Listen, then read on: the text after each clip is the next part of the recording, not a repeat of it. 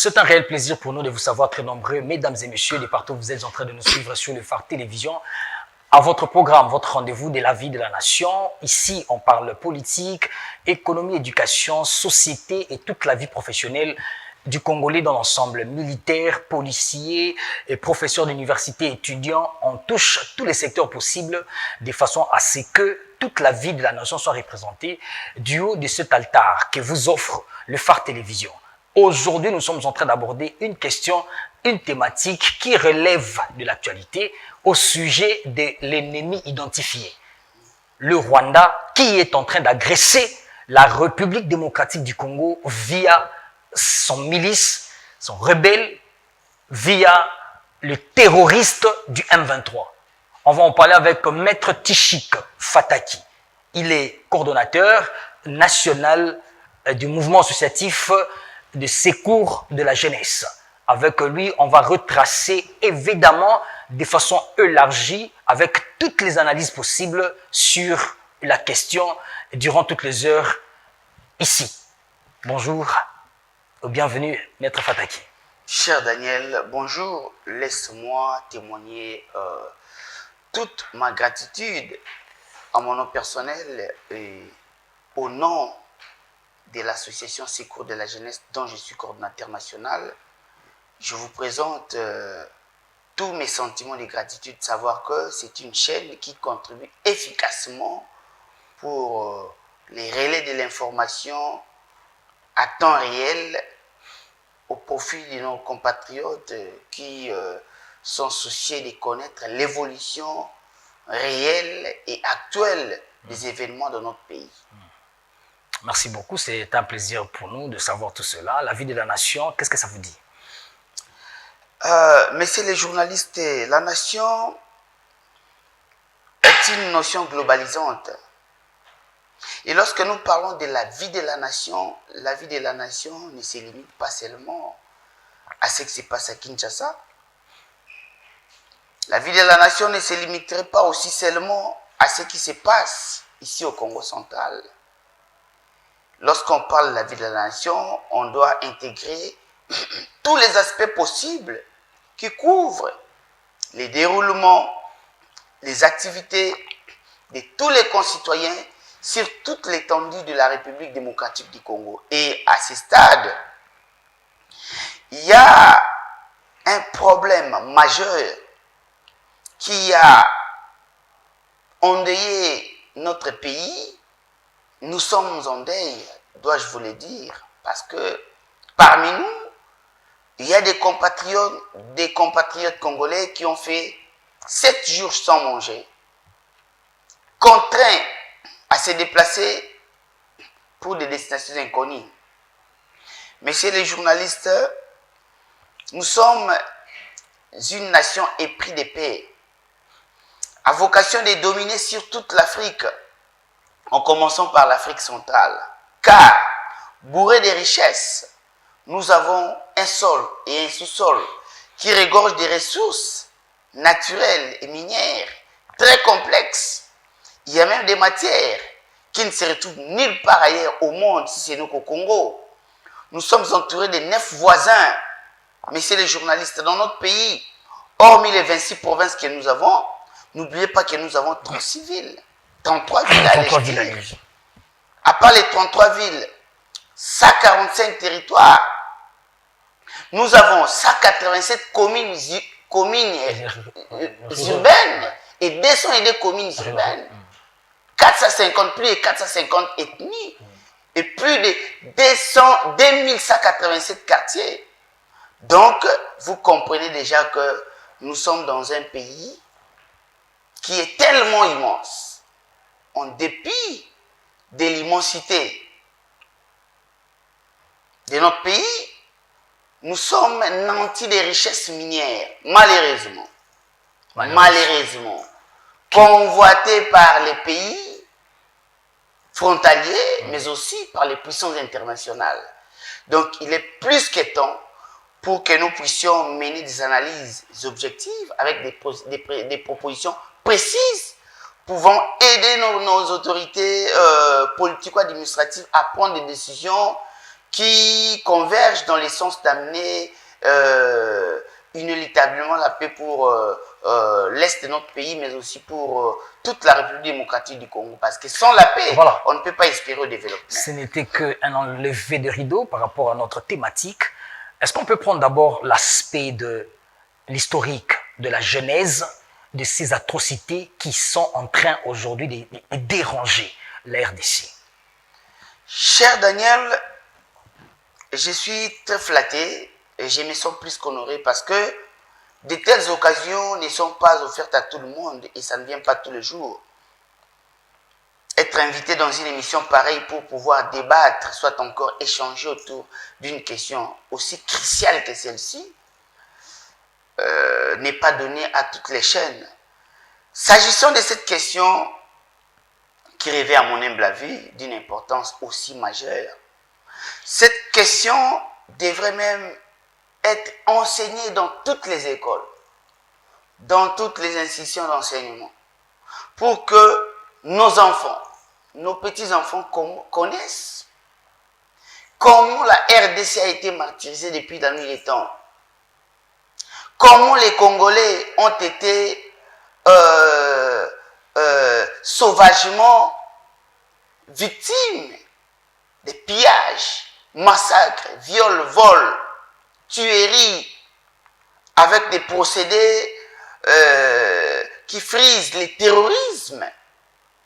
Nos élèves, nos enfants doivent connaître l'historicité, la genèse, l'éthiologie, comme disent les médecins, de ces problèmes, soit encore de cette situation d'instabilité à l'Est. Cher Daniel, tout commence, parlons de l'instabilité bien sûr de l'Est, tout commence en 1994. Notamment avec la fameuse question du génocide rwandais. Au Rwanda, il y a des tribus qui sont ostentatoirement connues. Ce sont les Hutus et les Tutsis. Mais les Tutsis furent, parlant de l'ère historique, ce sont des habitants qui étaient venus, qui étaient des passages au Rwanda, cherchant une terre pour cultiver et pour faire nourrir leurs vaches. Ils se retrouvèrent sur le sol rwandais. Et au sol rwandais qui était majoritairement occupé par les Hutus ont considéré les Tutsis comme les personnes censées d'apporter une main-d'œuvre par rapport à la culture, par rapport à l'agriculture et l'élevage. C'est comme ça qu'on a considéré les Tutsis comme les pasteurs, les éleveurs et les cultivateurs. Mais après plusieurs temps, on constate que les personnes qui étaient considérées comme des passagers, les personnes qu'on utilisait comme des pasteurs pour aider la population Hutu à se développer sur le plan de l'agriculture et de l'élevage, ils ont commencé à installer en quelque sorte une hégémonie, une domination, jusqu'à ce qu'il y ait des massacres sur place au Rwanda. Les Hutus ont commencé petit à petit à chercher comment éliminer les Tutsis qui installèrent leur domination. C'est là où on va parler du massacre des Tutsis. Les Tutsis, à leur tour, vont chercher à se défendre jusqu'à ce qu'ils vont renverser même les Hutus qui étaient majoritaires. Lorsque les Hutus vont prendre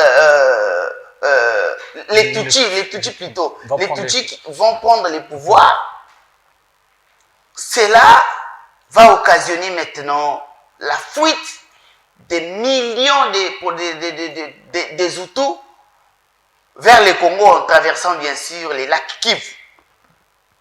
C'est là la grosse erreur de nos autorités politiques de l'époque. On n'a pas su développer une bonne politique de la conservation, de la surveillance des frontières. Il y a porosité de nos frontières. Il y a la perméabilité de nos frontières.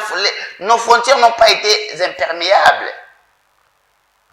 C'est ce qui avait occasionné la traversée massive de la population Hutu pour s'installer dans les Grands Kivu. En s'installant dans les Grands Kivu, ils vont créer un mouvement rebelle dénommé FDLR, Front démocratique pour la libération du Rwanda.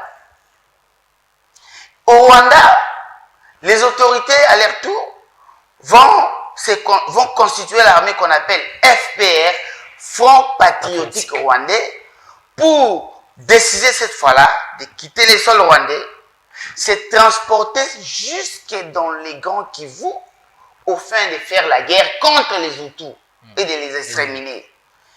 Cher Daniel, imaginez-vous un peu un voisin qui se bat avec sa femme. Sa femme prend fuite chez vous, à la maison. Les voisins décident courageusement de se transporter jusqu'à chez vous et dans votre chambre, prétendument pour en finir une fois pour toutes avec sa femme. Vous voyez un peu. Quelle serait votre réaction, homme responsable? Vous n'allez pas laisser à ces voisins de se doter de ce courage et de cette folie effrénée pour venir assouvir sa soif de la musculature envers sa femme chez vous. C'est ce qui s'est passé au Congo. On assistait comme dans un pugilat de boxe, comme dans un ring où les Rwandais se décidèrent de venir se battre ici au Congo. Quelle serait maintenant la conséquence en termes des effets collatéraux de cette belligérance, de cette guerre? C'est ça la plus grande question d'ailleurs. Parce que lorsque des forces étrangères se battent ici au Congo, les personnes qui en sortent victimes, ce sont les Congolais. Les autochtones donc. Raison pour laquelle tout au long de cet échange, je vais situer les différentes périodes des troubles à l'Est en 3 séquences. La première séquence qui découle du génocide de 1994. Ce qu'on vient de dire. Lorsque ces deux forces se retrouvent ici dans les sols congolais, en toute impunité, les Rwandais n'ont même pas demandé l'autorisation de nos autorités pour traverser les lacs et venir. Bon, on peut comprendre qu'un réfugié, lorsqu'il se sent menacé dans son pays, il peut fuir pour cause d'exaction dans son pays et trouver refuge dans un autre pays. Sur le plan du droit international, cela peut être tolérable. Mais là où les bas blessent, c'est lorsque les Rwandais décident courageusement de traverser une fois de plus le lac Kivu, venir faire la guerre ici au Congo. Tolérance, passivité totale. Où étaient nos autorités? Où étaient les pouvoirs en place pour prendre des mesures qui s'imposent? Voilà d'où commencèrent l'installation, la multiplication sur le plan sociologique, sur le plan de la fécondité des 2 tribus rwandaises. On peut déjà aborder la deuxième étape. Il y a les Tutsis sur place au Congo, il y a aussi les Hutus sur place au Congo. Messieurs Daniel, les Rwandais commencent à considérer les Hutus qui vivent au Congo comme des réfugiés, comme une menace permanente pour les Rwandais. D'où ces pays va décider de commencer à traquer ces groupes rebelles pour préserver la sécurité territoriale du Rwanda. C'est comme si ici en RDC, on s'est dit oui, comme il y a beaucoup d'insécurité à l'Est, nous voulons nous déplacer, nous installer au Rwanda, attaquer les rebelles rwandais pour protéger peut-être la RDC. Imaginez-vous un peu cette séquence de faits. C'est ce qui a occasionné la présence des groupes armés autochtones. Parce que la population riveraine, la population autochtone du Grand Kivu, a vu maintenant ces terres arrachées, spoliées par des étrangers, D'où il a fallu constituer une forme de force d'autodéfense. D'où il y aura naissance des Codeco coopératives pour le développement du Congo. Il y aurait les Maïmaï qui sont dans l'ultime souci de protéger les terres parce qu'ils étaient envahis les ADF par... Non, les ADF, c'est une autre paire de manches. D'accord. Les ADF à l'air tout, c'est une rébellion ougandaise. Ouais. C'est une rébellion ougandaise. L'Alliance démocratique, l'Alliance des forces démocratiques, constituée par des ressortissants de la région musulmane. Après la chute du président Abiyarimana, il y aurait succession de celui qui avait précédé, il y aurait Museveni, jusqu'à ce que les gens qui étaient avec le président qui était déchu, qui étaient traumatisés, qui étaient poursuivis, pourchassés, forment une rébellion. Et ils choisissent comme un théâtre d'affrontement, soit des préparations de les rébellions, la RDC toujours. Il y aura encore les ADF de l'Ouganda. Il y a une question à se poser. Lorsque ces différentes rébellions s'écueillent dans leur pays naturel, originel, et lorsqu'ils se décident de venir se transporter ici au Congo, est-ce qu'il y a-t-il présence de l'autorité? Voilà. Là où nous décrions la faiblesse du système des renseignements, du système de la protection des frontières, du système de la sécurisation de l'intégrité territoriale. Au sein de notre mouvement associatif Secours de la jeunesse, nous sommes en train de fédérer les intelligences des jeunes qui réfléchissent. Les jeunes qui ne font pas plaisir aux politiciens. Les jeunes qui savent appeler les chats par son nom. Les jeunes qui savent dire oui, là il faut dire oui, et dire non, là il faut dire non. Nous menons les études et les investigations. Nous avons des jeunes talentueux comme vous l'êtes aussi. Merci. Mais pourquoi ne pas associer les jeunes lorsqu'il s'agit d'analyser sur les questions qui rigolent d'un intérêt capital autour de notre pays? Mais si j'en viens encore à la question des ADF, nous assistons aux différents groupes armés de deux pays étrangers, je n'ai pas parlé du Burundi, mais qui sont très actifs dans notre pays sous l'œil impuissant de nos autorités. Lorsque Mobutu tendait vers le déclin de sa puissance, soit de son pouvoir, de son régime, il y eut la présence d'un patriote congolais, Mouzé Laurent Désiré Kabila, qui a décidé de porter l'étendard d'un libérateur. Donc de celui qui va cette fois-là porter les armes pour en finir avec les régimes Mobutu, qualifiés d'un régime dictatorial. Kabila prend les armes, mais pour faire la guerre, il y a les ingrédients, il y a les composantes de la guerre. Préalable. D'ailleurs, s'agissant de la sécurité, j'ai voulu vous rappeler quelque chose. On a longtemps banalisé la question des renseignements militaires, la question de la stratégie de la guerre, alors qu'il y a de cela 2500 ans passés en Chine, avec M. Sun Tzu, le Chinois, qui avait parlé dans son ouvrage intitulé « Les traités de la guerre, la stratégie de la guerre ». Là, il a démontré, pour faire la guerre, il faut avoir une gibecière, un arsenal en ce qui concerne les stratégies des renseignements militaires. C'est ce qui a manqué dans notre pays. Ce qui manque jusque-là. Ce qui manque jusque-là, parce que nous allons évoluer pour vous démontrer par rapport à nos propositions ce qui a manqué depuis la nuit des temps. Raison pour laquelle Mouzé, en décidant de venir chasser Mobutu, va solliciter une main de secours. Et cette fois-là, c'est les Rwandais qui lui proposent, qui sautent sur l'offre pour dire « Je vais t'aider pour chasser Mobutu. Qu'est-ce que je vais faire? Moi, je t'apporte mon soutien militaire. En contrepartie, tu vas m'aider à exterminer pour une fois pour toutes les Hutus qui vivent dans votre sol, estimés en quantité à plus de 2 millions. Nous sommes en 1998, 97, 98. C'est la première guerre du Congo. 96 à 97. Mouzé, à son tour, sera accompagné par le Rwanda. Il y a massacre de la population, de la communauté Hutu, ici au Congo. Les rapports existent. Il y a des rapports qui existent.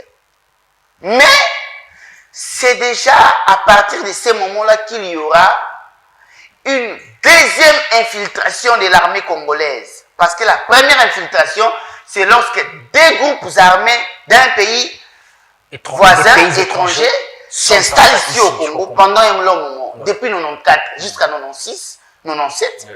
C'est alors qu'on vit maintenant. Ils se sont déjà imprégnés de la fonctionnalité de nos groupes armés dans les Grands Kivu. Et lorsque Mouzé Kabila va accepter volontiers de se faire aider par les Rwandais, c'est à ce moment-là que nous allons assister à la deuxième infiltration de notre armée. Cette fois-là, il y aura nomination même des Rwandais. À des hautes fonctions, à des hauts grades au sein de l'armée. Plus pire encore. Mouzé se fera accompagner jusqu'à Kinshasa, il va prendre le pouvoir.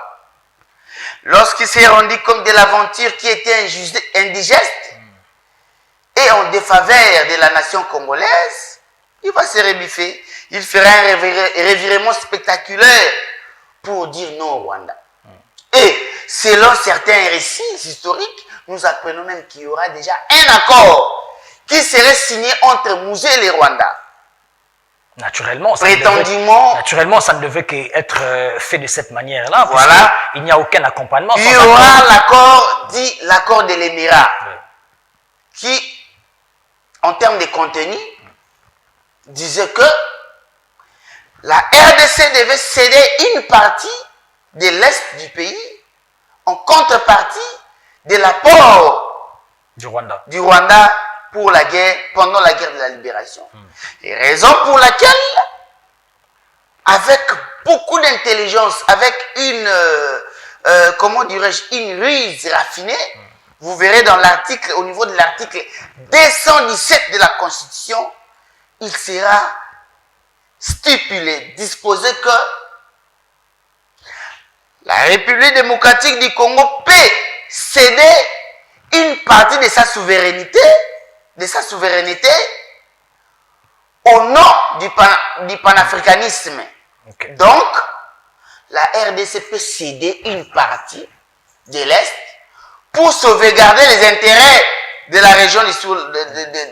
la région du Grand Lac. Voilà. Les intérêts de la sous-région. Indirectement, on reconnaissait même l'accord qui disait qu'on devrait donner une partie de notre pays à la personne, soit encore à la nation qui avait accompagné Mouzé. Mais avant cela, parce que la Constitution a été votée par référendum après la mort de Mouzé Laurent Désiré Kabila. Mais ce qui avait valu la mort à Mouzé Laurent Désiré Kabila, ça serait le non-respect des accords conclus avec les Rwandais. Mais ici au Congo, Mouzé s'était rebiffé contre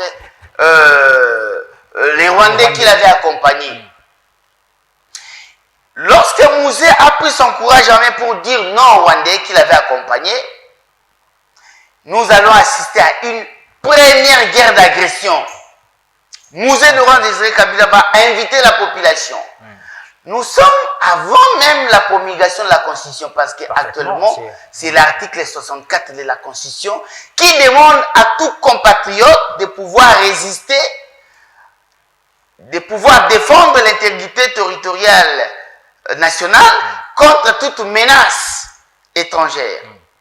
Mais à son temps, Mouzé Laurent Désiré Kabila avait invité la population de pouvoir s'armer, même avec des machettes, même avec des armes non conventionnelles, pour barrer la route à l'ennemi, à l'agresseur qui était identifié clairement alors, qui fut les Rwandais. Est-ce qu'on peut aller rapidement pour qu'on prenne l'aspect de l'état maintenant de notre armée actuellement? Quelle est la situation de ce qu'on peut donner comme qualité, comme base, comme soubassement de notre armée? Cher Daniel, jadis, même ces pays qualifiés à ce jour comme agresseurs, les Rwandais, bénéficiaient de la formation militaire ici au Congo, jadis Zaïre. La RDC, jadis Zaïre, avait contribué pour la formation de plusieurs armées de l'Afrique centrale. Notre armée a été classée comme étant 8e armée africaine en termes de puissance, en termes de la capacité dissuasive, en termes de la logistique, en termes de la formation. Parce que n'oubliez pas que nos militaires de l'ex-phase bénéficiaient même de différentes formations en Israël. À ce jour, notre armée a été affaiblie. Et l'affaiblissement de notre armée est dû à son infiltration qui date. Parce que pour matérialiser l'idée de la pacification de notre pays qui a été déchiré par les guerres des rébellions, après avoir chassé les Rwandais par Mouzé, il y aura encore la création de certaines rébellions. RCD, la rébellion des MLC, soutenue respectivement par les Rwandais pour la RCD et l'Ouganda pour les MLC. Et cette fois-là, avec l'avènement du président Joseph Kabila qui voulait pacifier les pays, qui était soucié de la pacification du pays, va inviter tout le monde autour de la même table. Et à l'issue des accords de Sun City, il sera décidé du brassage, mixage, intégration de toutes ces différentes rébellions composées des hommes en uniforme pour en faire l'homogénéité au sein de notre armée. Mais cette fois-là, MLC qui avait des Rwandais, RCD qui avait des Rwandais, on fait encore la fusion, l'intégration de notre armée. On reconnaît encore aux Rwandais et à d'autres étrangers d'autres grades au sein de l'armée. Mais plus tard, on se rend compte que nous sommes infiltrés. On va prendre la mesure de l'identification des compatriotes congolais au sein de l'armée.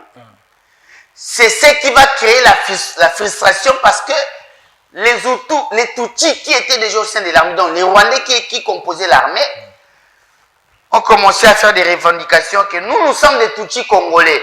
Mais au sein de l'armée, nous sommes marginalisés, d'où nous devons prendre des mesures qui s'imposent pour notre reconnaissance. Ils vont faire ils vont créer une milice dénommée M23. M23, c'est-à-dire c'est le mouvement du 23 mars 2009.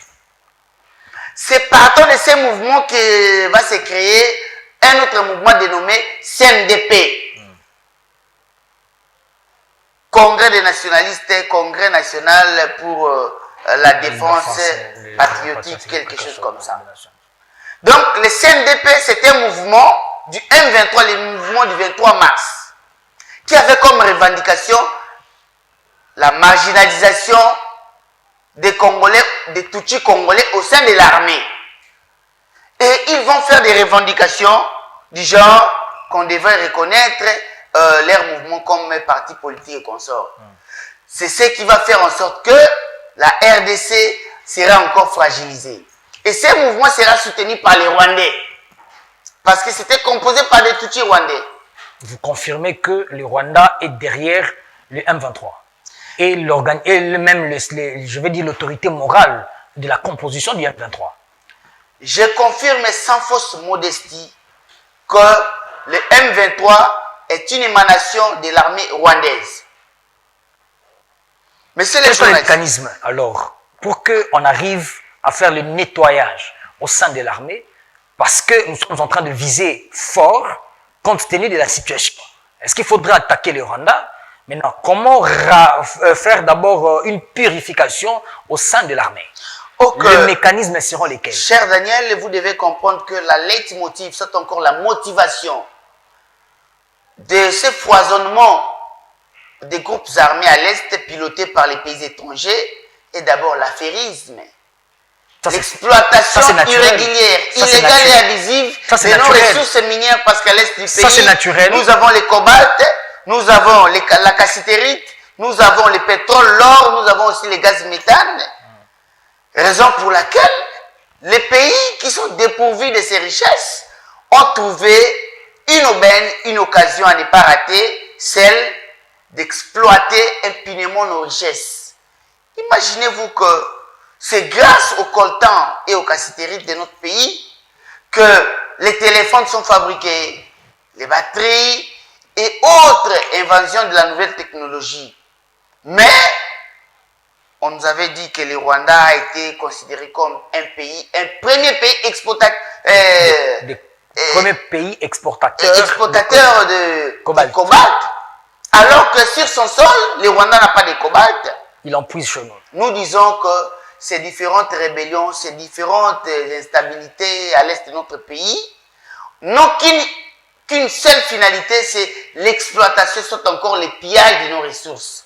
Alors, par rapport au mécanisme de la stabilisation de l'est de notre pays, nous disons qu'il ne faille pas précipitamment déclencher la guerre. Avant de déclencher la guerre, les philosophes chinois que je venais de citer son nom, au nom de Sun Tzu, avait écrit dans son ouvrage intitulé L'art de la guerre que il faut posséder des renseignements précis et corrects sur les intentions et les capacités de l'ennemi avant de faire la guerre. Les Rwandais, pour se faire de l'épaisseur, déclarent tout haut que nous sommes un petit pays, nous n'avons pas assez d'espace pour faire la guerre ici au Rwanda, mais comme la RDC nous a provoqué, nous allons nous déplacer pour faire la guerre chez lui, parce qu'elle dispose d'assez d'espace pour la guerre. Quel courage! Donc, les Rwandais ont pris du temps pour nous infiltrer et étudier notre capacité militaire, raison pour laquelle il est en train de s'armer de ses courages pour nous défier. C'est le défi d'un crapaud qui vient avaler un éléphant, comme le disait Mouzé. À son temps, Mouzé avait dit ceci: nous sommes prêts à accepter le défi d'un crapaud qui vient avaler un éléphant. Est-ce qu'à ce jour, nous sommes aussi prêts pour accepter ces défis? Comment est-ce que vous le mettez en doute? Parce que notre armée est infiltrée. Nous n'avons pas des services compétents, des services qualifiés, des services spéciaux, des renseignements militaires. J'avais dit au cours d'une interview avec votre chaîne que les États-Unis d'Amérique, qui se déclarent aujourd'hui grande puissance, avant de l'être, a eu le temps de s'investir dans les services de renseignement. Les États-Unis disposent de 9 différents services de renseignement militaire, à part les CIA.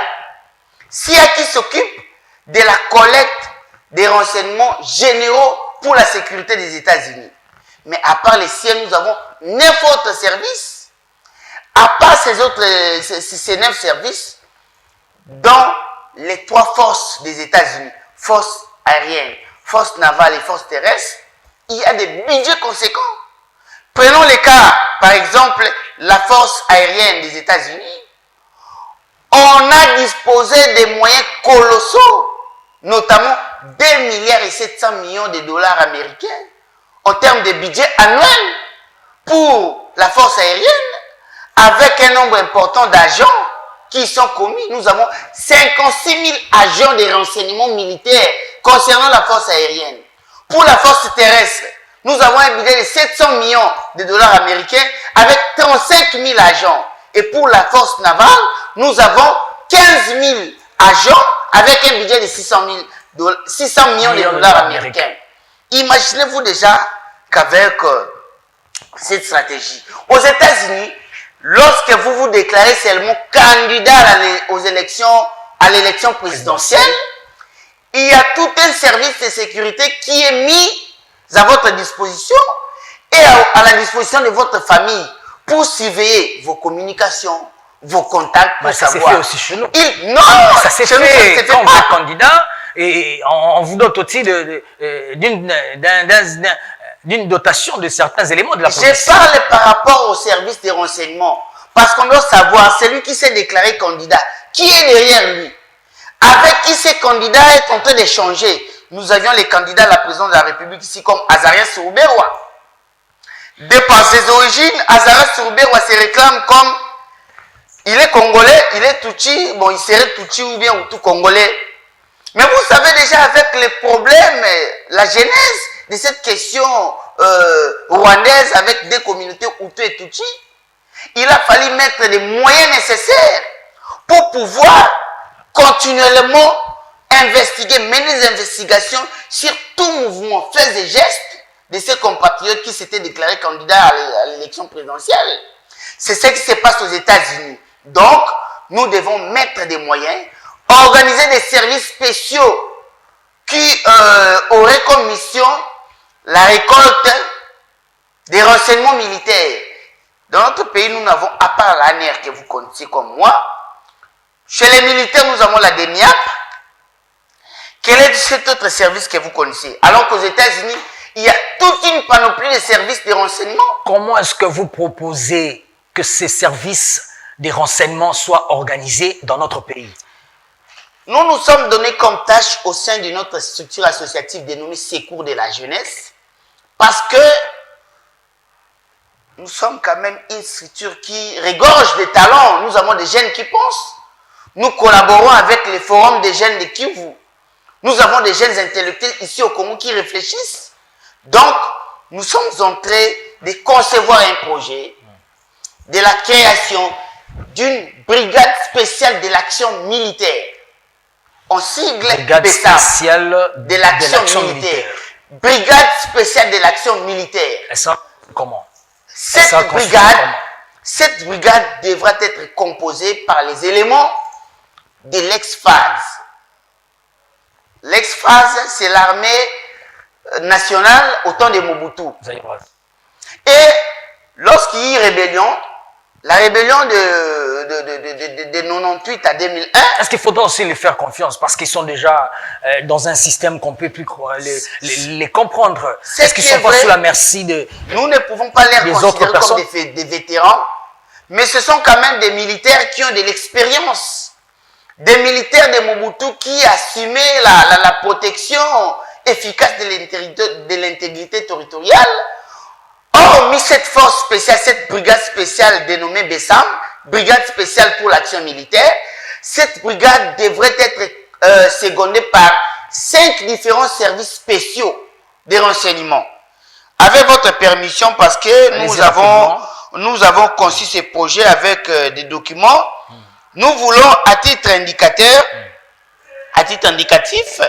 vous citer quelques services spéciaux de renseignement militaire que nous avons voulu mettre en place pour seconder la brigade spéciale de l'action militaire. Nous aurons par exemple les services secrets de la sécurité des frontières, au sigle SSSF, service secret de la sécurité des frontières. Nous avons l'Office de surveillance et d'espionnage des mouvements migratoires. Je répète, l'Office de surveillance et d'espionnage des mouvements migratoires. Par exemple, lorsqu'il y a un mouvement de déplacement d'une population étrangère vers notre pays, il faut qu'il y ait un service qui doit surveiller, qui doit espionner ces mouvements migratoires. Parce que nous ne voulons pas être surpris un jour que la population qu'on avait considérée comme des réfugiés ont organisé une attaque contre notre armée, contre notre territoire. J'apprends même qu'ici au Bas-Congo, il y aurait concession de plusieurs hectares à une société étrangère et qu'en réalité, cette société étrangère qui aurait donné même 600 000 $ à l'ancien régime gouvernemental, à l'ancien gouvernement provincial, il y aurait même des agendas cachés derrière. Raison pour laquelle, pour nous, au sein du Secours de la jeunesse, nous disons que on doit mettre en place l'Office de surveillance et de sécurité des frontières, mais aussi l'Office des mouvements migratoires et d'espionnage.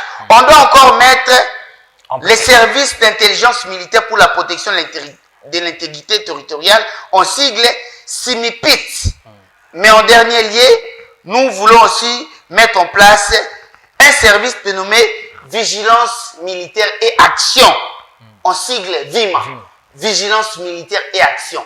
C'est-à-dire, ce sont les différents services de sécurité qui seront composés d'un effectif important de nos compatriotes qui auront aussi de l'emploi, qui aura comme mission d'apporter des informations réelles, des informations précises et des informations correctes au sein de la BESAM, qui est la brigade spéciale de l'action militaire, qui aura comme mission spéciale de sécuriser l'intégrité territoriale, mais aussi nos différentes frontières, parce que nous sommes entourés par 9 pays frontaliers.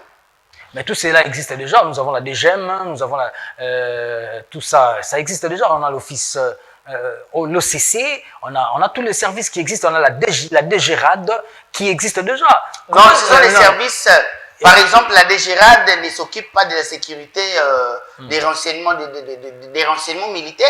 La DGRAD s'occupe pour la recette, la recette domaniale. Des taxes. Je voulais parler de la DGDA. Donc. La DGDA n'a pas aussi comme vocation des renseignements militaires. La DGDA s'occupe de la douane et de toutes les autres transactions commerciales. La DGM, au moins, c'est l'office qui s'occupe, c'est la Direction générale de l'immigration, qui s'occupe des mouvements de la population seulement. Les Congolais qui veulent voyager et les étrangers qui veulent venir au Congo. Du point de vue de la sécurité, on n'a pas de en termes de la spécificité de la sécurité, en termes de la spécificité des renseignements militaires, pouvons aider la brigade spéciale de l'action militaire pour pouvoir sécuriser efficacement notre armée. On n'a pas encore organisé ces services. On a l'ANR qui existe aussi. L'ANR s'occupe c'est l'Agence nationale des renseignements. C'est comme la CIA. Aux États-Unis, nous avons la CIA, qui est l'équivalent de l'ANR. Qui collecte les informations sur le plan général, les informations globales, sur le plan sécuritaire. Mais du point de vue spécifique, voilà, c'est ce que nous voulons. D'accord. La spécificité. Ça veut dire que les gouvernements doivent mettre au point la spécificité des services des renseignements. Notre armée, le pouvoir public doit mettre en place, doit d'abord non seulement équiper l'armée, non seulement passer par la réforme de l'armée, mais aussi à créer de nouveaux services de renseignement militaire qui aura comme tâche d'enquêter, de veiller, de collecter les informations pour pouvoir aider la brigade qui sera mise en place, une brigade spécialisée pour sécuriser seulement, pour, comment dirais-je, mettre en place, soit encore actionner s'il le faut. Par exemple, maintenant, nous avons face à un ennemi identifié qui est le Rwanda, quelle attitude prendre? Question directe. Ok. Face à un ennemi identifié, nous sommes désolés de savoir que lors des récents travaux à New York, on n'a pas eu à condamner notre ennemi, notre agresseur. Notre ambassadeur a présenté notre agresseur, le Rwanda. Le Rwanda qui a dénié, qui a procédé par la dénégation sur toute la ligne, en niant que non, le Rwanda n'est pas derrière ça. C'est au contraire la RDC qui est en train d'alimenter la FDLR pour attaquer le Rwanda. Et les ADF, l'Ouganda à son tour, qui n'a presque 10 mots, qui a justement dit qu'on doit faire bloc commun pour attaquer, éliminer les ADF et consorts. Mais nulle part nous avons vu qu'on a attaqué, qu'on a condamné l'agression dont nous sommes victimes, tout en pointant les Rwandais comme le principal agresseur. C'est là où nous interpellons. Il y a la sous-secrétaire des Nations Unies qui l'a fait avec Mata Bopé, si j'ai bonne mémoire. Elle a évoqué cet aspect de choses. Non, nous en indiquant directement le Rwanda et puis demandant à ce que le Conseil de sécurité condamne le Rwanda. C'est tout au long des travaux du Conseil de sécurité que nous avions voulu à ce que cette condamnation soit publique. Qu'on condamne haut et fort et qu'on pointe du doigt les Rwandais comme les principaux agresseurs, ce qui n'a pas été fait. Mais ce que nous voulons appeler à nos autorités, c'est de revoir des stratégies militaires, de mettre des moyens consistants, de procéder par l'investigation de tous ceux-là qui sont qualifiés comme ceux qui nous ont infiltrés, ceux qui ont infiltré l'armée, d'éradiquer au sein de l'armée les moutons noirs, d'éradiquer au sein de l'armée les espions. Parce que la faiblesse d'une armée, c'est lorsqu'elle est espionnée, lorsqu'elle est inféodée par des personnes qui viennent pour voler, soit encore les stratégies pour vendre ça à l'ennemi.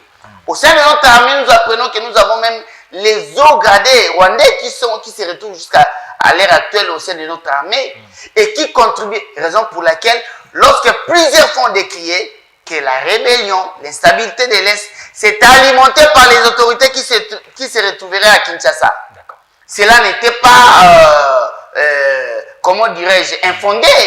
Donc, nos autorités doivent prendre à bras le corps pour enquêter et savoir au sein de l'armée qui est compatriote congolais ou non, qui a été issu du brassage et du mixage et à ce jour qui contribue pour, comment dirais-je, vendre les armes à l'adversaire, à l'agresseur pour que nous soyons à ce jour à genoux devant l'adversaire qui n'a pas vraiment de biceps, soit encore la musculature voulue pour pouvoir résister à notre armée. Voilà, donc les bonnes choses ne traînent forcément pas, compte tenu du temps qui nous est imparti. Nous sommes vraiment obligés de finir avec cet entretien. Nous étions en train de recevoir pour vous autour de cette thématique qui est en train de ronger et faire vraiment le débat qui s'élève sur la toile et au niveau interne comme de l'externe sur l'agression du Rwanda vers le Congo en passant par les groupes armés, notamment le M23. Et donc, sur ce poignet-là, nous recevions Maître Tishik, qui est Tishik Fataki, coordonnateur national du mouvement associatif Secours de la jeunesse. Avec lui, on a longuement étalé sur la question de façon à ce que l'opinion soit véritablement éclairée. Merci, c'était un plaisir pour nous de vous savoir. Je vous remercie et nous invitons nos compatriotes de l'Est, plus particulièrement les jeunes, à faire bloc commun pour résister à l'ennemi et encourager moralement nos vaillants militaires des FARDC parce que la victoire nous appartient. Nous sommes animés par ces sentiments patriotiques qui nous animent. De savoir que le Congo, c'est l'unique sol qui nous appartient. Tout le jour, je dirais ici, sur la défense de l'intégrité nationale, ceux qui ont milité pour cela, ils ont même payé à prix de sang pour que l'intégrité de l'État reste, l'intégrité territoriale soit conservée dans son entièreté. Nous de cette génération, nous de ces temps, je vais dire contemporains, nous avons intérêt à voir cet aspect de choses de telle façon à ce que nous remettons ensemble, nous plaçons dans les communs des corps, dans les communs des esprits, l'intérêt du Congo avant tout. Je dis toujours, on a un rendez-vous à célébrer l'État du Congo dans les 38 ans prochains, soit 40 ans maximum. On va célébrer les centenaires du Congo, mais avec quel rendez-vous du Congo? C'est aujourd'hui. Prenez rendez-vous prochainement. On se retrouve. Au revoir.